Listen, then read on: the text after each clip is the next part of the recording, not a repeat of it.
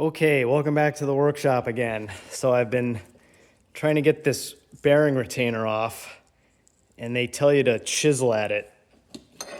And in the shop manual, they showed the chisel like actually chiseling straight down to the axle, and they actually tell you be careful not to nick the surface because that's the sealing surface, right?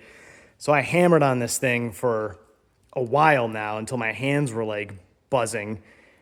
And I was like, there's no way my chisel's starting to bend. Look at that, right? This thing was basically new.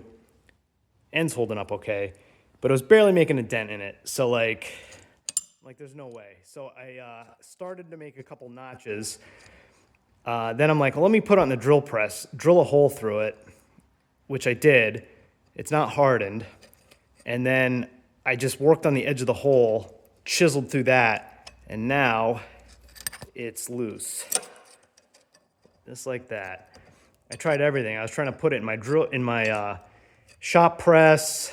Can't fit it. I was gonna try to put a bolt, through the bearing retainer up against here and then back a nut down it to force this down, like to press it off, but that's way, way tight. So this was starting to bend the bearing retainer. That's not meant for a heavy load. It just holds the bearing in.